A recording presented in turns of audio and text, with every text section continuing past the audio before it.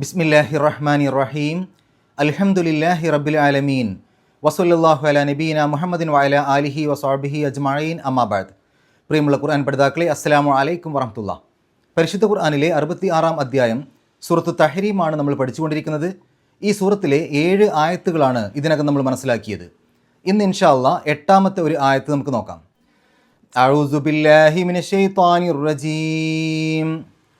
يا أيها الذين آمنوا توبوا إلى الله توبة نصوحا عسى ربكم أن يكفر عنكم سيئاتكم ويدخلكم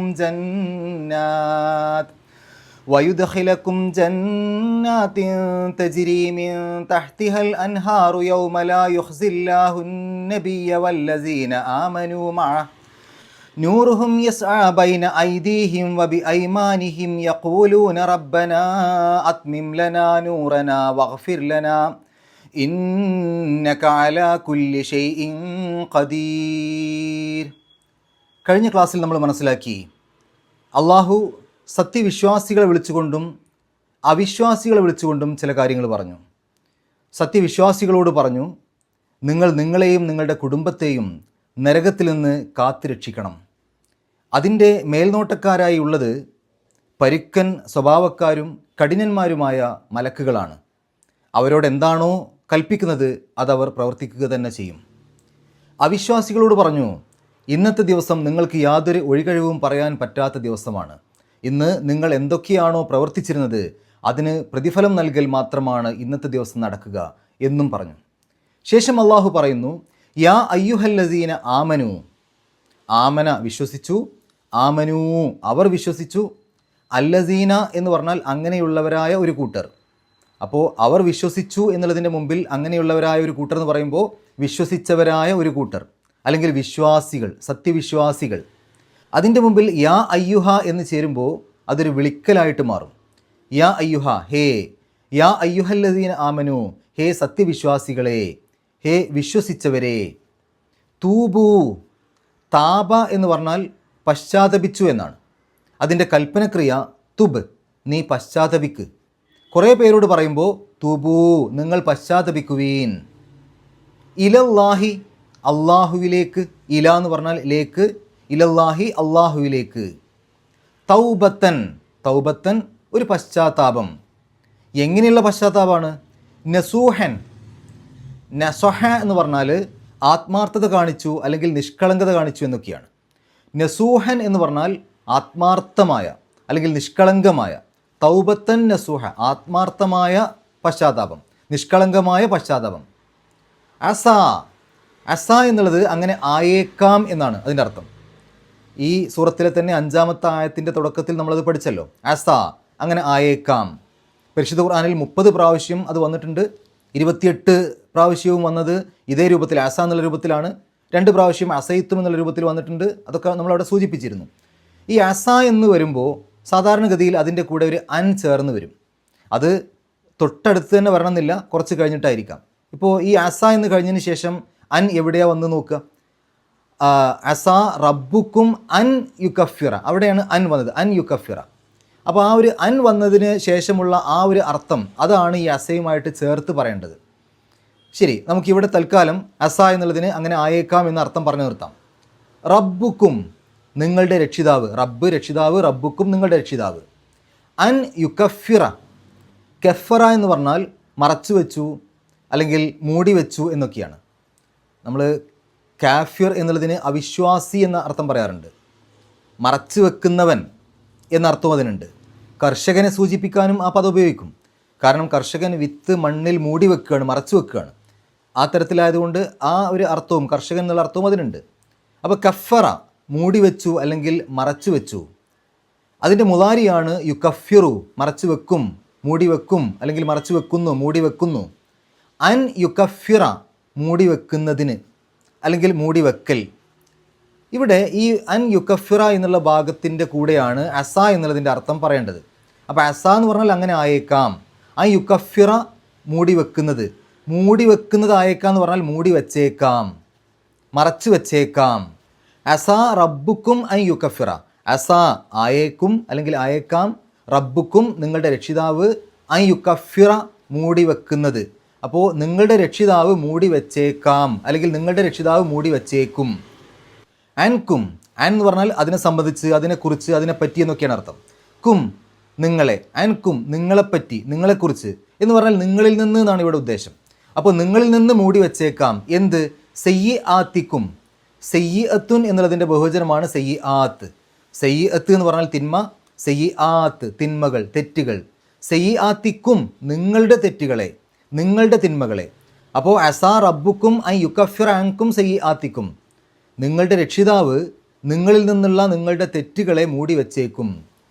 വയുദ്ഖിലക്കും, ദഖല പ്രവേശിച്ചു, അദ്ഖല പ്രവേശിപ്പിച്ചു. അതിൻ്റെ മുളാരിയാണ് യുദ്ഖിലു, പ്രവേശിപ്പിക്കും, പ്രവേശിപ്പിക്കുന്നു.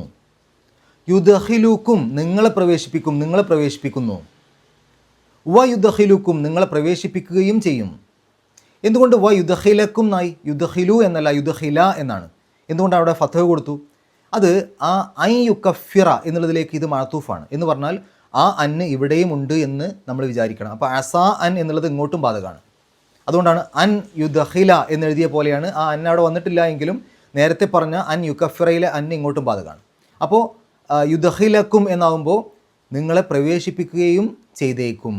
ആ അസാ അൻ എന്നുള്ളത് ഇങ്ങോട്ടും ചേർത്ത് വായിക്കണം. വ യുദ്ഖിലക്കും, ആ വാവ് അതിന് വേണ്ടിയിട്ടാണ്. വ യുദ്ഖിലക്കും, അവൻ നിങ്ങളെ പ്രവേശിപ്പിക്കുകയും ചെയ്തേക്കും. എവിടെ? ജന്നാത്തിൻ, ജന്നത്ത് എന്നുള്ളതിൻ്റെ ബഹുവചനമാണ് ജന്നാത്ത്. ജന്നത്ത് തോട്ടം, ജന്നാത്ത് തോട്ടങ്ങളിൽ. ശരിക്കും സ്വർഗത്തിനെ സൂചിപ്പിക്കാനാണത് പറയാറുള്ളത്. അപ്പോൾ ജന്നാത്ത് സ്വർഗത്തോട്ടങ്ങളിൽ, സ്വർഗങ്ങളിൽ. തെജിരി മിൻ തഹ്തിഹൽ അൻഹാറു അതിൻ്റെ വിശേഷണമാണ്. തെജിരി, ജറ എന്ന് പറഞ്ഞാൽ ഒഴുകി, യജിരി തെജിരി എന്നൊക്കെ പറഞ്ഞാൽ ഒഴുകും, ഒഴുകുന്നു. തെജിരി ഒഴുകുന്നു. മിൻ തഹ്തിഹ അതിൻ്റെ താഴ്ഭാഗത്തുകൂടെ. മിൻ എന്ന് പറഞ്ഞാൽ ഇൽ നിന്നുള്ള അർത്ഥമുണ്ട്, ഇവിടെ അതിലൂടെ എന്നുള്ള അർത്ഥം. തഹ്തിഹ തഹ്ത താഴെ, തഹ്തിഹ അതിൻ്റെ താഴെ, അതിൻ്റെ താഴ്ഭാഗം. മിൻ തഹ്തിഹ അതിൻ്റെ താഴ്ഭാഗത്തിൽ നിന്ന്, അല്ലെങ്കിൽ അതിൻ്റെ താഴ്ഭാഗത്തുകൂടെ. അൽ അൻഹാറു അരുവികൾ, നദികൾ. നെഹ്ർ എന്നുള്ളതിൻ്റെ ബഹുവചനമാണ് അൻഹാർ, പുഴകൾ. തെജിരി മിൻ തഹ്തിഹൽ അൻഹാറു അതിൻ്റെ താഴ്ഭാഗത്തുകൂടെ അരുവികൾ അല്ലെങ്കിൽ പുഴകൾ ഒഴുകിക്കൊണ്ടിരിക്കുന്നതായ അങ്ങനെയുള്ള സ്വർഗങ്ങളിൽ നിങ്ങളെ പ്രവേശിപ്പിക്കുകയും ചെയ്തേക്കും. യൗമ ലാ യുഹ്സില്ലാഹു നബിയ വല്ലസീന ആമനു മഅ. യൗമ ദിവസം, അല്ലെങ്കിൽ ഒരു ദിവസം. ലാ യുഹ്സി, അഹ്സ എന്ന് പറഞ്ഞാൽ അപമാനിച്ചു എന്നാണ്. യുഹ്സി അപമാനിക്കും, അപമാനിക്കുന്നു. ലാ യുഹ്സി അപമാനിക്കുന്നില്ല, അപമാനിക്കാത്ത. അപ്പോൾ യൗമ ലാ യുഹ്സി അപമാനിക്കാത്ത ദിവസം. ആര്? അള്ളാഹു. അള്ളാഹു അപമാനിക്കാത്ത ദിവസം. ആരെ? അൻ നബിയ, നബി സല്ലല്ലാഹു അലൈഹി വസല്ലമയെ. വല്ലസീന ആമനു മഅ അദ്ദേഹത്തെ മാത്രമല്ല, വല്ലസീന ആമനു മഅ. അല്ലസീന ആമനു എന്ന് പറഞ്ഞാൽ വിശ്വാസികൾ. ആമന വിശ്വസിച്ചു, ആമനു അവർ വിശ്വസിച്ചു, അല്ലസീന ആമനു വിശ്വസിച്ചവർ, വിശ്വാസികൾ. വല്ലസീന ആമനു വിശ്വാസികളെയും, മഅഹു അദ്ദേഹത്തിൻ്റെ കൂടെ, മഅ കൂടെ, ഹു അദ്ദേഹം, മഅഹു അദ്ദേഹത്തിൻ്റെ കൂടെ. അപ്പോൾ യൗമ ലാ യുഹ്സില്ലാഹു നബിയ വല്ലസീന ആമനു മഅ, നബി സല്ലല്ലാഹു അലൈഹി വസല്ലമയെയും അദ്ദേഹത്തിൻ്റെ കൂടെ വിശ്വാസികളെയും അപമാനിക്കാത്ത, അള്ളാഹു അപമാനിക്കാത്ത ദിവസം. അന്നാണ് അവരെ ആ സ്വർഗത്തിൽ പ്രവേശിപ്പിക്കുക എന്നർത്ഥം. നൂറുഹും യസ്ആ ബൈന ഐദീഹിം. നൂറുഹും, നൂറ് പ്രകാശം. നൂറുഹും അവരുടെ പ്രകാശം. യസ്ആ, സആ എന്ന് പറഞ്ഞാൽ നടന്നു, ഓടി, ധൃതിയിൽ നടക്കുന്നതിനൊക്കെയാണ് ഇത് പറയാം. നമ്മൾ സഅയ് എന്ന് പറയാറില്ലേ? ഹജ്ജും ഉംറയൊക്കെ ചെയ്യുന്ന സമയത്ത് സഅയ് ചെയ്യുക സഫ മർവയുടെ ഇടയിൽ. അതുപോലെ തന്നെ സഅ എന്ന് പറഞ്ഞാൽ പരിശ്രമിച്ചു എന്നർത്ഥമുണ്ട്. യസ്ആ ഓടുന്നു, അല്ലെങ്കിൽ നടക്കുന്നു, അല്ലെങ്കിൽ വ്യാപിക്കുന്നു, പരക്കുന്നു. ബൈന ഐദീഹിം, ബൈന എന്ന് പറഞ്ഞാൽ ഇടയിൽ, ഐദീഹിം അവരുടെ കൈകൾ, യദുൻ എന്ന് പറഞ്ഞാൽ കൈ, ഐദ് കൈകൾ, ഐദീഹിം അവരുടെ കൈകൾ. ബൈന ഐദീഹിം അവരുടെ കൈകളിലൂടെ എന്ന് പറഞ്ഞാൽ അവരുടെ മുന്നിലൂടെ എന്നാണ് അതിൻ്റെ ഉദ്ദേശം. ഈ ബൈന ഐദീഹിം എന്നുള്ളത് അറബിയിലെ ഒരു പദപ്രയോഗമാണ്. അവരുടെ കൈകൾക്കിടയിൽ, രണ്ട് കൈയിൻ്റെ ഇടയിലൂടെ എന്ന് പറയുമ്പോൾ മുൻഭാഗത്ത് നിന്നാണ് ഉദ്ദേശിക്കുന്നത്. അപ്പോൾ ബൈന ഐദീഹിം അവരുടെ മുമ്പിലൂടെ. വബി ഐമാനിഹിം, യമീൻ എന്നുള്ളതിൻ്റെ ബഹുവചനമാണ് ഐമാൻ. യമീൻ എന്ന് പറഞ്ഞാൽ വലതുവശം, വലതു ഭാഗം, വലത് കൈ, അല്ലെങ്കിൽ സത്യം എന്നൊക്കെ അർത്ഥമുണ്ട്. ഐമാൻ വലത് കൈകൾ. ബി ഐമാൻ വലത് ഭാഗങ്ങളിൽ, ഹിം അവരുടെ, ബി ഐമാനിഹിം അവരുടെ വലത് ഭാഗങ്ങളിൽ, വബി ഐമാനിഹിം അവരുടെ വലത് ഭാഗങ്ങളിലും. അപ്പോൾ യസ് ആ ബൈന ഐദീഹിം വബി ഐമാനിഹിം അവരുടെ മുമ്പിലൂടെയും അവരുടെ വലത് ഭാഗങ്ങളിലും അത് വ്യാപിക്കും. യഖൂലൂന അവർ പറയും, ഖാല പറഞ്ഞു, യഖൂലു പറയുന്നു, യഖൂലൂന അവർ പറയുന്നു, യഖൂലൂന അവർ പറയും, റബ്ബന ഞങ്ങളുടെ നാഥ. റബ്ബ് എന്ന് പറഞ്ഞാൽ നാഥൻ, റബ്ബന ഞങ്ങളുടെ നാഥൻ.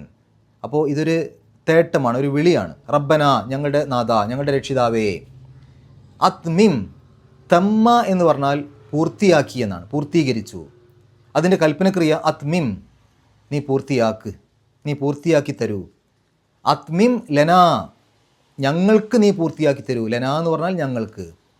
നൂറന ഞങ്ങളുടെ പ്രകാശം, നൂറ് പ്രകാശം, നൂറന ഞങ്ങളുടെ പ്രകാശത്തെ. വഗ്ഫിർ ലന ഗഫറ പുറത്തു കൊടുത്തു അല്ലെങ്കിൽ പുറത്തു തന്നു. അതിൻ്റെ കൽപ്പനക്രിയയാണ് യഗ്ഫിർ, നീ പുറത്തു കൊടുക്ക്. അത് അള്ളാഹുവിനോടാകുമ്പോൾ നീ പുറത്തു തരയണമേ. യഗ്ഫിർ ലന ഞങ്ങൾക്ക്, ലന ഞങ്ങൾക്ക് നീ പുറത്തു തരയണമേ. വാവും കൂടെ ചേർത്ത് പറയുമ്പോൾ എന്നർത്ഥത്തിൽ അത്തഫിൻ്റെ വാവാണ്. വഗ്ഫിർ ലന ഞങ്ങൾക്ക് നീ പുറത്തു തരികയും ചെയ്യണമേ. ഇന്നക നിശ്ചയമായും നീ, തീർച്ചയായും നീ, ഇന്ന നിശ്ചയമായും ക നീ, ഇന്നക നിശ്ചയമായും നീ, തീർച്ചയായും നീ, അലാ കുല്ലി ഷെയ്ഇൻ എല്ലാ കാര്യങ്ങളുടെയും മേൽ, എല്ലാ കാര്യങ്ങൾക്കും. അല എന്ന് പറഞ്ഞാൽ മേൽ, കുല്ലു ഷെയ്അ് എല്ലാ കാര്യങ്ങളും, കുല്ല് എല്ലാ, ഷെയ്അ് കാര്യങ്ങൾ, കുല്ലി ഷെയ്ഇൻ എല്ലാ കാര്യങ്ങളും, അലാ കുല്ലി ഷെയ്ഇൻ എല്ലാ കാര്യങ്ങളുടെയും മേൽ എന്ന് പറഞ്ഞാൽ എല്ലാ കാര്യങ്ങൾക്കും. ഖദീർ കഴിവുള്ളവനാണ്, ഖദറ കഴിവുള്ളവനായി, ഖാദിർ കഴിവുള്ളവൻ, ഖദീർ അങ്ങേയറ്റം കഴിവുള്ളവൻ. ഇന്നക അലാ കുല്ലി ഷെയ്ഇൻ ഖദീർ നീ എല്ലാ കാര്യങ്ങൾക്കും കഴിവുള്ളവനാണ്.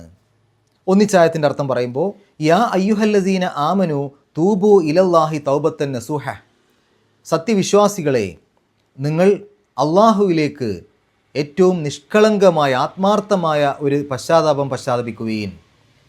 അസ റബ്ബുക്കും അൻ യുകഫിറ അൻകും സയ്യിആത്തിക്കും അവൻ നിങ്ങൾക്ക് നിങ്ങളുടെ തെറ്റുകൾ, തിന്മകളെ അവൻ മായ്ച്ചു വെച്ചേക്കും. വ യുദ്ഖിലക്കും ജന്നാത്തിൻ തജ്രീമിൻ തഹ്തിഹൽ അൻഹാർ താഴ്ഭാഗത്തുകൂടെ അരുവികൾ ഒഴുകുന്നതായ സ്വർഗത്തോട്ടങ്ങളിൽ അവൻ നിങ്ങളെ പ്രവേശിപ്പിക്കുകയും ചെയ്തേക്കും. യൗമ ലാ യുഖ്സില്ലാഹു നബിയ്യ വല്ലസീന ആമനു മഅ നബി സല്ലല്ലാഹു അലൈഹി വസല്ലമയെയും സത്യവിശ്വാസികളെയും അപമാനിക്കാത്തതായ ആ ദിവസമാണ് അവൻ അങ്ങനെ നിങ്ങളെ സ്വർഗത്തിൽ പ്രവേശിപ്പിക്കുക. നൂറുഹും യസ്ആ ബൈന ഐദീഹിം വബി ഐമാനിഹിം നിങ്ങളുടെ പ്രകാശം നിങ്ങളുടെ മുമ്പിലും നിങ്ങളുടെ വലതുഭാഗങ്ങളിലും ഉണ്ടായിരിക്കും, അല്ലെങ്കിൽ അത് വ്യാപിക്കും. യഖൂലൂന റബ്ബന അത്മിം ലന നൂറന വഗ്ഫിർ ലന ഞങ്ങളുടെ രക്ഷിതാവേ ഞങ്ങളുടെ ഈ ഒരു പ്രകാശത്തെ നീ പൂർത്തീകരിച്ച് തരയണമേ, ഞങ്ങൾക്ക് പാപങ്ങൾ പുറത്തു തരയണമേ എന്ന് അവർ പറയുകയും ചെയ്യും. ഇന്നക അലാ കുല്ലി ഷെയ്ഇൻ ഖദീർ തീർച്ചയായും നീ എല്ലാ കാര്യങ്ങൾക്കും കഴിവുള്ളവനാണ്. ഇനി നമുക്കിതിൻ്റെ വിശദീകരണത്തിലേക്ക് പോകാം. ഈ ഒരു ആയത്തിൽ അള്ളാഹു സത്യവിശ്വാസികളെ വിളിച്ചുകൊണ്ടാണ് അഭിസംബോധന ചെയ്യുന്നത്. തൊട്ട് മുമ്പ് 2 ആയത്തുകൾ പഠിച്ചപ്പോൾ അതിൽ ആദ്യത്തെ ആയത്ത്, 6-ാമത്തെ ആയത്തിൽ അള്ളാഹു സത്യവിശ്വാസികളെ വിളിച്ചു, 7-ാമത്തെ ആയത്തിൽ അവിശ്വാസികളോട് പറഞ്ഞു, ഈ 8-ാമത്തെ ആയത്തിൽ വീണ്ടും സത്യവിശ്വാസികളോട്. അപ്പോൾ ശരിക്കും പറഞ്ഞാൽ സത്യവിശ്വാസികളോടുള്ള കാര്യങ്ങൾ തന്നെയാണ് പറയുന്നത്. അതിൻ്റെ ഇടയിൽ 7-ാമത്തെ ആയത്തിൽ അവിശ്വാസികളെ വിളിച്ചുവെങ്കിലും അത് ആ അവിശ്വാസികൾ അങ്ങനെയാണ് പറയുക എന്ന ഒരു ബോധം കൂടെ സത്യവിശ്വാസികൾക്ക് വരാൻ വേണ്ടിയിട്ടാണ്. അപ്പോൾ ഈ ആയത്തിൽ അള്ളാഹു പറയുന്നു, സത്യവിശ്വാസികളെ തൂബു ഇലല്ലാഹി തൗബത്തൻ നസൂഹ നിങ്ങൾ അള്ളാഹുവിലേക്ക് നിഷ്കളങ്കമായ ആത്മാർത്ഥമായ ഒരു പശ്ചാത്തപിക്കുകയും. അപ്പോൾ എല്ലാ സത്യവിശ്വാസികളും അള്ളാഹുവിലേക്ക് വളരെ ആത്മാർത്ഥമായ രൂപത്തിലാണ് പശ്ചാത്തപിച്ച് മടങ്ങേണ്ടത്. ഇത് ഈ ഒരു സൂറത്തിൻ്റെ തുടക്കത്തിൽ നബി സല്ലല്ലാഹു അലൈഹി വസല്ലമയുടെ പത്നിമാരുടെ ഒരു വിഷയം സംസാരിച്ചു. അപ്പോൾ അവരും പശ്ചാത്തപിക്കണം, അതും ഇതിൻ്റെ ഉള്ളിൽ ഒതുങ്ങും. എല്ലാ സത്യവിശ്വാസികളോടും കൂടെയാണ് ഇവിടെ പറയുന്നത്, നിങ്ങൾ അള്ളാഹുവിലേക്ക് ആത്മാർത്ഥമായ രൂപത്തിൽ പശ്ചാത്തപിച്ച് മടങ്ങുകയും. എന്താണ് ഈ ആത്മാർത്ഥമായ പശ്ചാത്താപം?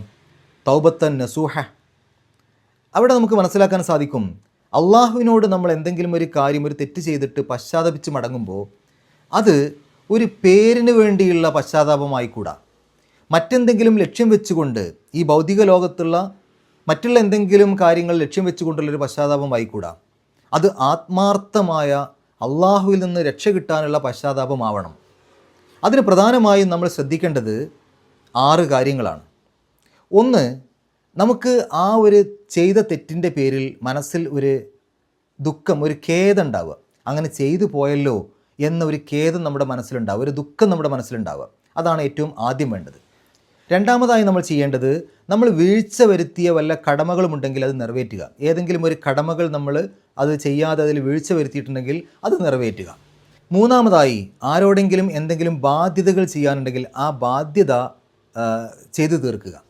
അവർക്കെന്തെങ്കിലും ചെയ്തു കൊടുക്കാനോ അവർക്കെന്തെങ്കിലും കൊടുക്കാനോ ഒക്കെ ഉള്ളതാണെങ്കിൽ അത് ആ ഒരു കടം ആ രൂപത്തിൽ ചെയ്തു തീർക്കുക. നാലാമതായി, ആരെയെങ്കിലും നമ്മൾ ഉപദ്രവിച്ചിട്ടുണ്ടെങ്കിൽ, ദ്രോഹിച്ചിട്ടുണ്ടെങ്കിൽ അവരോട് മാപ്പ് ചോദിക്കുക. അഞ്ചാമതായി, ഒരിക്കലും ഇനി ആ ഒരു തെറ്റ് ആവർത്തിക്കില്ല എന്നുള്ള ദൃഢനിശ്ചയം, ഒരു ഉറപ്പ് അത് മനസ്സിലെടുക്കുക. പിന്നെ അത് ആവർത്തിക്കാതിരിക്കുകയും ചെയ്യുക. ആറാമതായി, മനസ്സിനെ ഭക്തിയിൽ നിലനിർത്തുക. ഈ 6 കാര്യങ്ങളെ ചുരുക്കിയിട്ട് 3 ആക്കിയിട്ട് നമുക്ക് വേണമെങ്കിൽ പറയാം. എളുപ്പത്തിൽ മനസ്സിലാക്കാൻ അങ്ങനെ മനസ്സിലാക്കുന്നതായിരിക്കും കുറച്ചും കൂടെ നല്ലത്. ഒന്ന്, നമ്മൾ ചെയ്തു പോയ തെറ്റിൽ നമുക്ക് ഖേദമുണ്ടാവുക, ഒരു ദുഃഖം ഉണ്ടാവുക, ഞാൻ അങ്ങനെ ചെയ്തു പോയല്ലോ എന്നൊരു സങ്കടം മനസ്സിലുണ്ടാവുക. രണ്ടാമതായിക്കൊണ്ട് ആ ചെയ്ത തെറ്റിന് അള്ളാഹുവിനോട് പ്രാർത്ഥിക്കുക, അങ്ങനെ അത് പുറത്തു തരാൻ വേണ്ടി പ്രാർത്ഥിക്കുക. ഒരിക്കലും ഇനി ഇത് ആവർത്തിക്കില്ല, അത് പുറത്തു തരണമേ എന്ന് അള്ളാഹുവിനോട് പ്രാർത്ഥിക്കുക.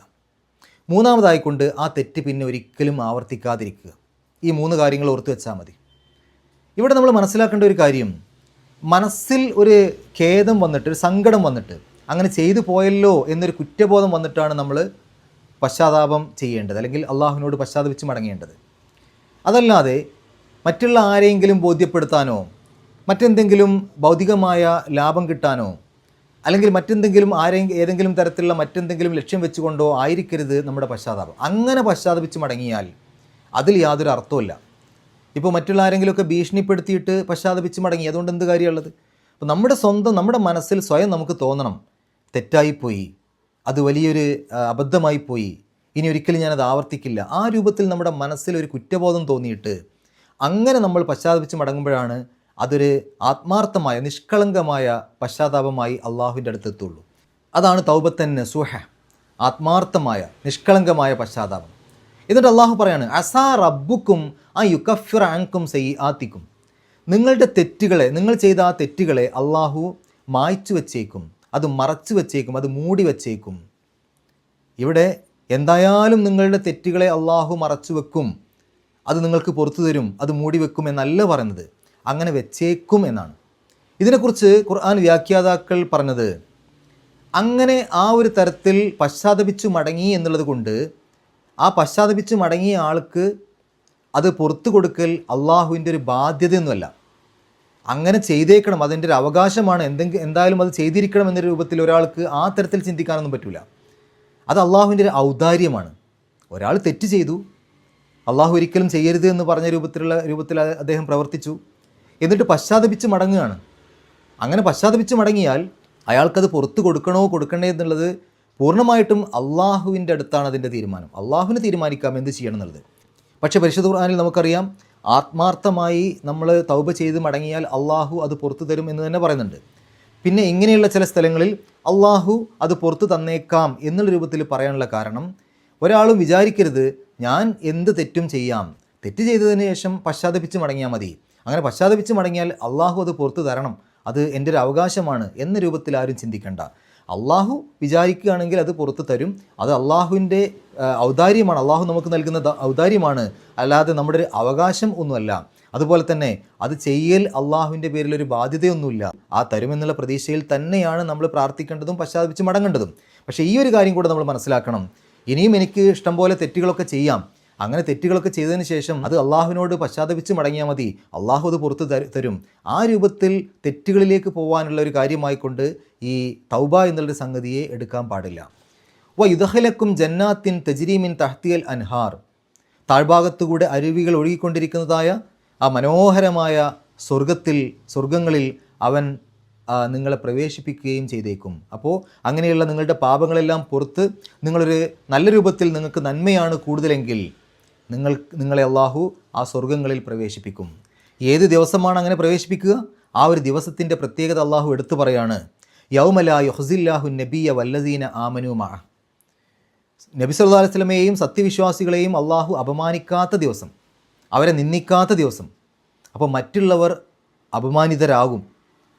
നരകത്തിലേക്ക് പോകുന്ന ആളുകൾ അപമാനിക്കപ്പെടും, അവർ നിന്ദിക്കപ്പെടും, അവർക്ക് നിന്ദ്യത അനുഭവിക്കേണ്ടി വരും. എന്നാൽ നബി സല്ലല്ലാഹു അലൈഹി വസല്ലമയ്ക്കും സത്യവിശ്വാസികൾക്കും അങ്ങനെ ഒരു പ്രശ്നം ഉണ്ടാവില്ല.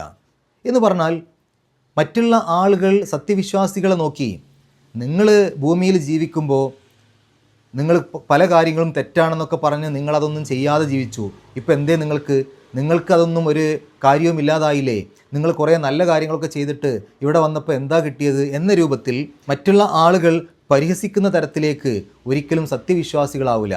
സത്യവിശ്വാസികൾ ചെയ്ത ആ നല്ല കാര്യങ്ങൾക്കൊക്കെയുള്ള പ്രതിഫലം അവിടെ കൃത്യമായിട്ട് ലഭിക്കുകയും ചെയ്യും. മറ്റുള്ളവരുടെ മുമ്പിൽ യാതൊരു അപമാനവും അവർക്കുണ്ടാക്കാത്ത രൂപത്തിൽ അവർക്ക് ഏറ്റവും നല്ലൊരു അവസ്ഥയായിരിക്കും അവിടെ ഉണ്ടായിരിക്കുക എന്നാണ് അള്ളാഹു സൂചിപ്പിച്ചത്. അങ്ങനെയുള്ള ആ ദിവസമാണ്, അല്ലെങ്കിൽ അതാണ് ആ ഒരു പരലോകത്തിൻ്റെ പ്രത്യേകത. അന്ന് നിങ്ങൾക്ക് സ്വർഗത്തിലേക്ക് പ്രവേശനം ലഭിക്കും. മാത്രവുമല്ല അള്ളാഹു പറയുകയാണ്, നൂറുഹും യസ്ആ ബൈന ഐദീഹിം വബി ഐമാനിഹിം, നിങ്ങളുടെ മുമ്പിലും നിങ്ങളുടെ വലതുഭാഗങ്ങളിലും നിങ്ങളുടെ പ്രകാശം ഉണ്ടായിരിക്കും, ആ പ്രകാശം വ്യാപിക്കും. ഇതിനെക്കുറിച്ച് മറ്റ് സൂറത്തുൽ ഹദീദിലൊക്കെ വന്നിട്ടുണ്ട്. സത്യവിശ്വാസികൾക്ക് അന്ന് ഒരു പ്രത്യേകമായ പ്രകാശം അള്ളാഹു നൽകും. അവരുടെ മുമ്പിലും അവരുടെ വലതുഭാഗങ്ങളിലൊക്കെ ആ പ്രകാശം ഉണ്ടാവും. എന്നാൽ നരകാവകാശികൾക്ക് വളരെ വലിയ അന്ധകാരമായിരിക്കും ഉണ്ടാവുക. അവർക്കവർ നടന്നു പോകുന്ന ഭാഗങ്ങളിലൊക്കെ ഏറ്റവും വലിയ ഇരുട്ട്, വലിയ അന്ധകാരമായിരിക്കും ഉണ്ടാവുക. അങ്ങനെ അവർ കണ്ണ് കാണാതെ തപ്പിത്തടഞ്ഞുകൊണ്ട് ആയിരിക്കും നടക്കുക. അങ്ങനെ ആ തപ്പിത്തടഞ്ഞുകൊണ്ട് നടക്കുന്നതിൻ്റെ ഇടയിൽ അവർ ഓരോരുത്തരായി ആ നരകത്തിലേക്ക് വീഴുകയും അവരുടെ അട്ടഹാസങ്ങളും മറ്റൊക്കെ ഈ സത്യവിശ്വാസികൾ കേൾക്കുകയും ചെയ്യും. അങ്ങനെ കേൾക്കുന്ന സമയത്ത് ഈ സത്യവിശ്വാസികൾ അള്ളാഹുവിനോട് പ്രാർത്ഥിക്കുകയാണ്, അള്ളാഹുവേ, ഞങ്ങൾ എന്തെങ്കിലും തരത്തിൽ തെറ്റുകൾ ചെയ്തിട്ടുണ്ടെങ്കിൽ അതൊക്കെ ഞങ്ങൾക്ക് പുറത്തു തരണമേ. എന്നിട്ട് ഞങ്ങൾക്ക് ഇപ്പോൾ നൽകിയ ഈ ഒരു പ്രകാശത്തെ ആ സ്വർഗത്തിൽ എത്തുന്നത് വരെ നിലനിർത്തി തരണമേ, അതിനെ പൂർത്തീകരിച്ച് തരണമേ, അതിനെ ഇടയിൽ വെച്ചിട്ട് ആ വെളിച്ചം ഞങ്ങൾക്ക് നഷ്ടമാവരുതേ എന്നാണ് ആ പ്രാർത്ഥനയുടെ അർത്ഥം എന്നാണ് ഇതിനെക്കുറിച്ച് വിശദീകരണങ്ങളിൽ വന്നിട്ടുള്ളത്. അതായത് സത്യവിശ്വാസികൾക്ക് ലഭിക്കുന്ന ആ പ്രകാശത്തെ സ്വർഗത്തിലെത്തുന്നത് വരെ പൂർത്തീകരിച്ച് തരണമേ, അല്ലെങ്കിൽ അതിനെ നിലനിർത്തി തരണമേ, അത് ഇടയിൽ വെച്ചിട്ട് മങ്ങിപ്പോവരുതേ, അത് കെട്ടുപോവരുതേ എന്നാണ് ആ പ്രാർത്ഥനയുടെ അർത്ഥം. സത്യവിശ്വാസികൾക്ക് മാത്രമാണ് അങ്ങനെയുള്ള ആ ഒരു പ്രകാശം അള്ളാഹു നൽകുക. അതാണ് യഖൂലൂന റബ്ബന അത്മിം ലന നൂറന വഗ്ഫിർ ലന എന്ന് പറയാൻ കാരണം. അവർ പ്രാർത്ഥിക്കുകയാണ്, ഞങ്ങളുടെ പാപങ്ങളൊക്കെ പുറത്തു തരണമേ, ഒരിക്കലും ഞങ്ങളുടെ ഈ വെളിച്ചം നഷ്ടപ്പെടരുതേ എന്ന രൂപത്തിൽ അവർ പ്രാർത്ഥിക്കുകയാണ് അള്ളാഹുവിനോട്. ഇന്നക അലാ കുല്ലി ഷൈഇൻ ഖദീർ, നിശ്ചയമായും നീ എല്ലാ കാര്യങ്ങൾക്കും കഴിവുള്ളവനാണ് എന്ന് പറഞ്ഞാൽ തീർച്ചയായും നിനക്ക് മാത്രമാണ് ഈ ഒരു പ്രകാശത്തെ നിലനിർത്തി തരാൻ കഴിയുക. ഇതിനെ ഒഴിവാക്കണമെങ്കിൽ, ഈ പ്രകാശത്തെ ഒഴിവാക്കണമെങ്കിൽ അതിനും നിനക്ക് മാത്രമാണ് കഴിയുക. എല്ലാ കാര്യങ്ങൾക്കും നിനക്ക് മാത്രമാണ് കഴിയുക. അതുകൊണ്ട് ഞങ്ങളുടെ ഈ പ്രകാശത്തെ നീ നിലനിർത്തി തരണമേ എന്ന് പ്രാർത്ഥിക്കുകയാണ് സത്യവിശ്വാസികൾ. നമുക്ക് ഈ ആയത്തിൽ വന്ന പാരായണ നിയമങ്ങൾ നോക്കാം. യാ അയ്യുഹ, അവിടെ യാ എന്നുള്ള മദ്ദിൻ്റെ നീട്ടലുണ്ട്. അതിനുശേഷം ഹംസ വന്നു. അയ്യുഹ എന്നുള്ളതിൻ്റെ തുടക്കത്തിൽ ഹംസ വന്നു. മദ്ദും ഹംസയും അടുത്തടുത്ത് വ്യത്യസ്ത പദങ്ങളിൽ 4 or 5 അക്ഷരങ്ങളുടെ ദൈർഘ്യം വരെ നീട്ടാൻ അനുവാദമുണ്ട്, നിർബന്ധമില്ല.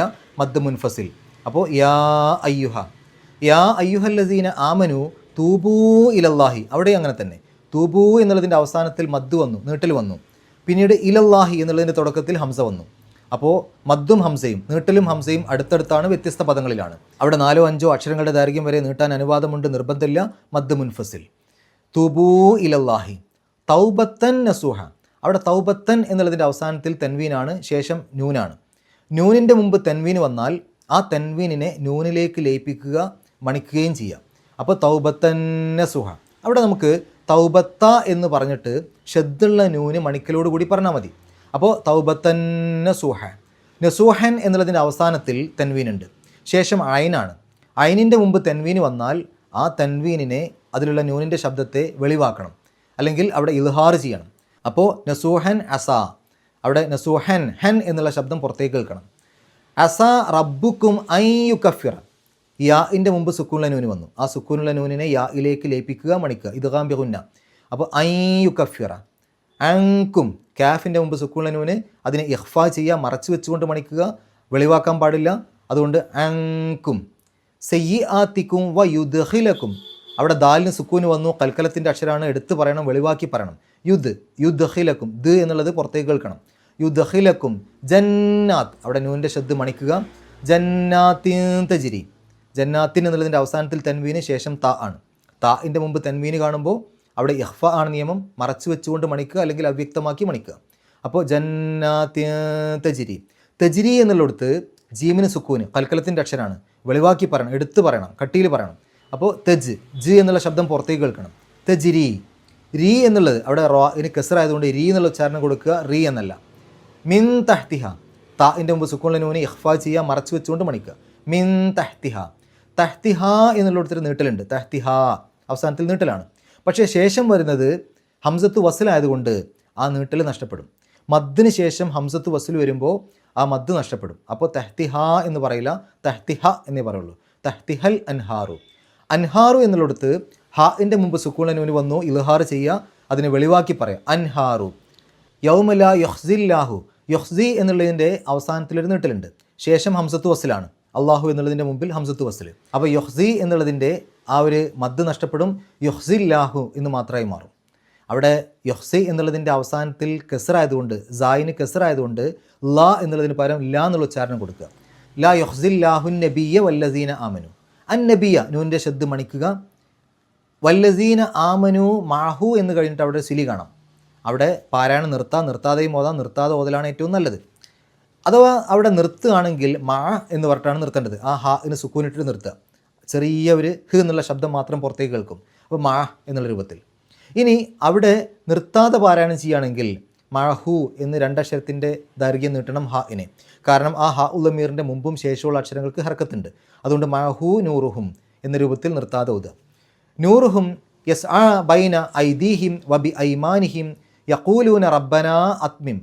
റബ്ബന അവിടെ നീട്ടലുണ്ട്, ശേഷം ഹംസയാണ്. മദ്ദിന് ശേഷം ഹംസ വന്നാൽ അതിനെ 4-5 അക്ഷരങ്ങളുടെ ദൈർഘ്യം വരെ നീട്ടാൻ അനുവാദമുണ്ട്, നിർബന്ധമില്ല. മദ് മുൻഫസിൽ. അപ്പോൾ റബ്ബന അത്മിം ലന. നൂറന വഗ്ഫിർ ലന. വഗ്ഫിർ റാഇന് സുക്കൂന്, അതിന് ഇരി എന്നുള്ള ഉച്ചാരണം കൊടുക്കുക. കാരണം തൊട്ട് മുമ്പുള്ള അക്ഷരത്തിന് കെസറാണ്, ശേഷം ഇസ്തിഗ്ലാലിൻ്റെ അക്ഷരങ്ങൾ വന്നിട്ടില്ല. അപ്പോൾ വഗ്ഫിർ ലന. ലന എന്ന് കഴിഞ്ഞിട്ട് അവിടെ ഒരു സിലി കാണാം. പാരായണം നിർത്താതെയും ഓതാം. നിർത്താതെ ഓതാൻ സാധിക്കുമെങ്കിൽ അതാണ് ഏറ്റവും നല്ലത്. അവിടെ നിർത്തുകയാണെങ്കിൽ ലന എന്ന് പറഞ്ഞിട്ട് രണ്ടക്ഷരത്തിൻ്റെ ദൈർഘ്യത്തിൽ നിർത്തുക. നിർത്താതെ പോവുകയാണെങ്കിൽ ലന എന്ന് ആ ഒരു നീട്ടലിന് ശേഷം ഇന്നക്ക എന്നുള്ളതിൻ്റെ ഹംസയെ പരിഗണിക്കണം. അപ്പോൾ മദ്ദിന് ശേഷം ഹംസ വന്നു. രണ്ടും വ്യത്യസ്ത പദങ്ങളിൽ 4-5 അക്ഷരങ്ങളുടെ ദൈർഘ്യം വരെ നീട്ടാൻ അനുവാദമുണ്ട്, നിർബന്ധമില്ല. മദ് മുൻഫസിൽ. അപ്പോൾ വഗ്ഫിർ ലനാ ഇന്നക്ക, അങ്ങനെ 4-5 അക്ഷരങ്ങളുടെ ദൈർഘ്യം വരെ വേണമെങ്കിൽ നീട്ടാം. ഇന്നക്ക നുൻ്റെ ശബ്ദ് മണിക്കുക. അലാ കുല്ലി ഷെയ്ഇൻ അവിടെ തൻവീന് വന്നു, ശേഷം ഖാഫാണ്. ഖാഫിൻ്റെ മുമ്പ് തൻവീന് വന്നാൽ അതിനെ ഇഖ്ഫാ ചെയ്യുക, മറച്ചു വെച്ചുകൊണ്ട് മണിക്കുക.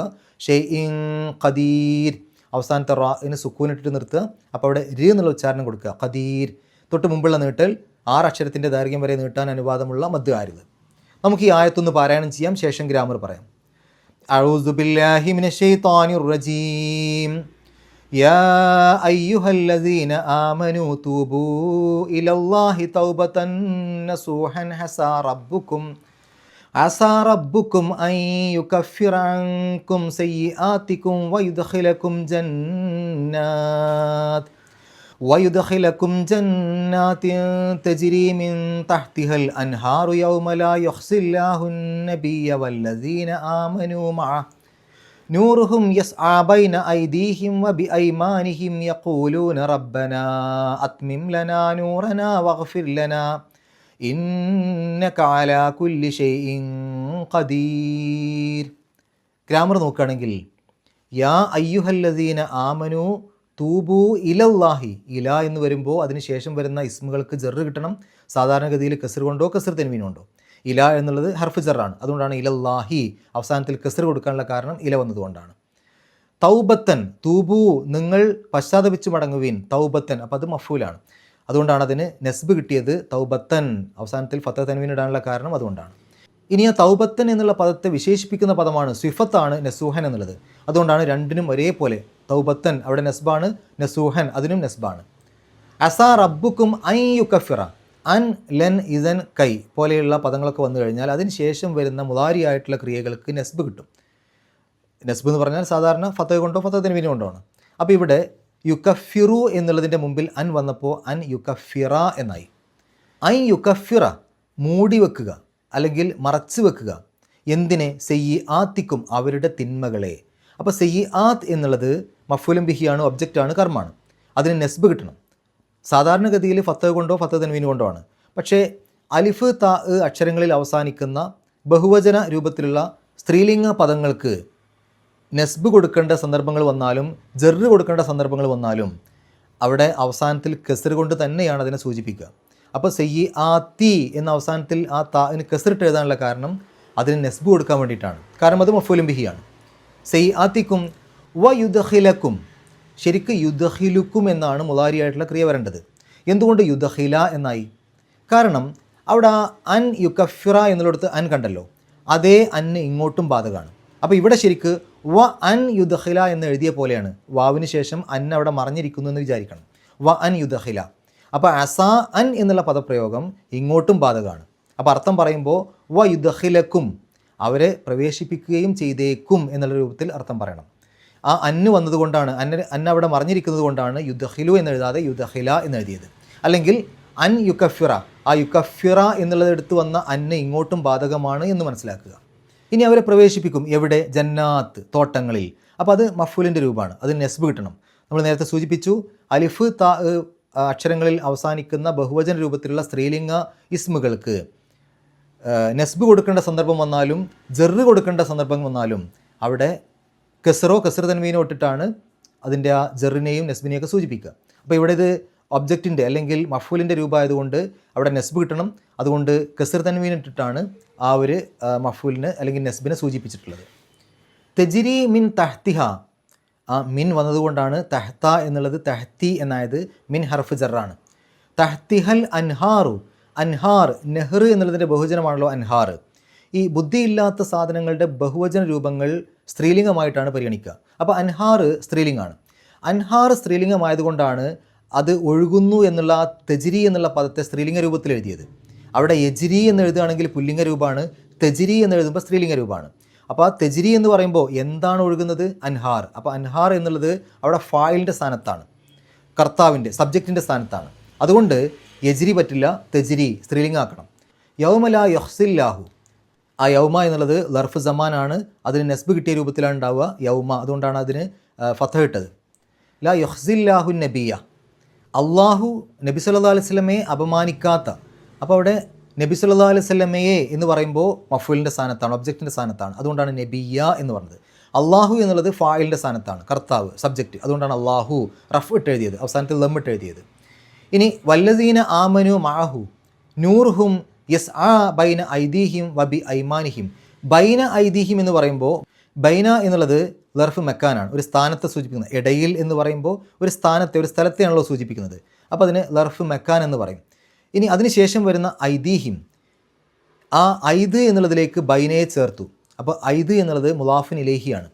അപ്പോൾ നമുക്കവിടെ ബൈന ഐദീഹിം എന്ന് പറയുമ്പോൾ അത് ലർഫ് മുലാഫിൻ ഇലേഹി പദപ്രയോഗമാണ്. മുലാഫിൻ ഇലേഹിക്ക് എപ്പോഴും ഇറാബ് ജറായിരിക്കും. അപ്പോൾ ഐദി എന്നുള്ളതിന് ജറാണ് കിട്ടിയിട്ടുള്ളത്. വബി ഐമാനിഹിം, ഐമാനുഹും എന്നുള്ളതിൻ്റെ മുമ്പിൽ ബി വന്നു, ബി ഹർഫ് ജറാണ്. അപ്പോൾ ബി ഐമാനു എന്ന് പറയില്ല, ബി ഐമാനി എന്നാണ് പറയാം. ബി ഐമാനിഹിം. യഖൂലൂന റബ്ബന അത്മിം ലന നൂറന, അത്മിം പൂർത്തീകരിച്ച് തരണമേ. എന്തിന്? നൂറന ഞങ്ങളുടെ പ്രകാശത്തെ. അപ്പോൾ ആ നൂർ എന്നുള്ളത് ഒബ്ജക്റ്റാണ്, അല്ലെങ്കിൽ കർമ്മമാണ്, അല്ലെങ്കിൽ മഫ്ഊലും ബിഹിയാണ്. മഫ്ഊലും ബിഹിക്ക് എപ്പോഴും ഇറാബ് നെസ്ബാണ്, അതുകൊണ്ടാണ് നൂറ എന്നെഴുതിയത്. നൂറന വഗ്ഫിർ ലന ഇന്നക അലാ കുല്ലി ഷൈഇൻ ഖദീർ. ഇന്നക, ഇന്ന വന്നു കഴിഞ്ഞാൽ ഇന്നക്ക് ശേഷം ഇന്ന എന്തിനെക്കുറിച്ചാണോ പറയുന്നത് അങ്ങനെ ഒരു ഇസ്മ വന്നിട്ടുണ്ടെങ്കിൽ അത് ഇന്നയുടെ ഇസ്മ എന്നുള്ള രൂപത്തിൽ അറിയപ്പെടും. അതിന് എപ്പോഴും ഇറാബ് നെസ്ബായിരിക്കും. പിന്നീട് അതിൻ്റെ ഒരു വിവരണമായിക്കൊണ്ട് വരുന്ന ആ ഒരു ഭാഗത്തെ അല്ലെങ്കിൽ ആ പദത്തെ ഇന്നയുടെ ഖബർ എന്ന് പറയും. അതിനെപ്പോഴും ഇറാബ് റഫ് ആയിരിക്കും. അപ്പോൾ ഇവിടെ നോക്കുകയാണെങ്കിൽ ഇന്നക ഖദീറുൻ എന്നുള്ളതാണ് വാചകം. ഇന്നക തീർച്ചയായും നീ, ഖദീറുൻ കഴിവുള്ളവനാണ്. അപ്പോൾ ഖ എന്നുള്ളതാണ് ഇന്നയുടെ ഇസ്മ. ഇന്നയുടെ ഇസ്മിന് എപ്പോഴും ഇറാബ് നെസ്ബായിരിക്കും. പക്ഷേ ഖ എന്നുള്ളതിന് ഫത്തഹ് കൊടുത്തത് ആ ഇന്നയുടെ ഇസ്മായി വന്നതുകൊണ്ടൊന്നുമല്ല. ഖ എന്നുള്ളത് മബിനിയായ പദമാണ്, അതിന് അങ്ങനെ തന്നെ എഴുതാനേ പറ്റുള്ളൂ. അപ്പോൾ അത് നെസ്ബിൻ്റെ സ്ഥാനത്താണെന്ന് പറയാം. ഖദീറുൻ എന്നുള്ളതിന് റഫ് കിട്ടിയിട്ടുണ്ട്, അവിടെ ലമ്മ് തൻവീൻ ഇട്ടല്ലോ, അത് ഇന്നയുടെ ഖബറായി വന്നതുകൊണ്ടാണ്. അതിൻ്റെ ഇടയിൽ ഒരു അലാ കുല്ലി ഷൈഇൻ വന്നിട്ടുണ്ട്. കുല്ലു ഷൈഇൻ എന്നെടുത്തു കഴിഞ്ഞാൽ കുല്ലു എന്നുള്ള പദത്തെ ഷെയ്യിലേക്ക് ചേർത്തു. അപ്പോൾ കുല്ലു എന്നുള്ളത് മുലാഫാണ്, ഷെയ് എന്നുള്ളത് മുലാഫിൻ ഇലേഹിയാണ്. മുലാഫിൻ ഇലേഹിക്ക് എപ്പോഴും ഇറാബ് ജറാണ്, അതുകൊണ്ടാണ് ഷെയ് ഇൻ എന്ന് കിട്ടിയത്. അപ്പോൾ കുല്ലു ഷെയ്ഇൻ എന്നായി. ഇനി ആ കുല്ലു എന്നുള്ളതിന് മുമ്പിൽ അല വന്നു. അല എന്നുള്ളത് നമ്മൾ മനസ്സിലാക്കിയിരുന്നത് ഹർഫ് ജറാണ്. അതിനുശേഷം വരുന്ന ഇസ്മിന് ജറ് കിട്ടണം. അപ്പോൾ അല വന്നു കഴിഞ്ഞാൽ പിന്നെ കുല്ലു എന്നുള്ളതിനെ കുല്ലി എന്ന് പറയണം. അപ്പോൾ അല കുല്ലി ഷെയ്ഇൻ. ഇത്രയും കാര്യങ്ങളാണ് ഈ ഒരു ആയത്തിലൂടെ നമ്മൾ മനസ്സിലാക്കേണ്ടത്. അള്ളാഹു പരിശുദ്ധ ഖുർആൻ ഏറ്റവും നല്ല രൂപത്തിൽ പഠിക്കുവാനും അത് ജീവിതത്തിൽ പകർത്തുവാനും കഴിവിൻ്റെ പരമാവധി മറ്റുള്ള ആളുകൾക്ക് എത്തിച്ചു കൊടുക്കുവാനുമുള്ള സന്മനസ്സും തൗഫീക്കും സൗഭാഗ്യവും നമുക്കേവർക്കും പ്രദാനം ചെയ്യുമാറാകട്ടെ. വാഹൃദവാൻ അൽഹംദുലില്ലാഹി റബ്ബിൽ ആലമീൻ. അസ്സലാമു അലൈക്കും വറഹ്മത്തുള്ളാഹി.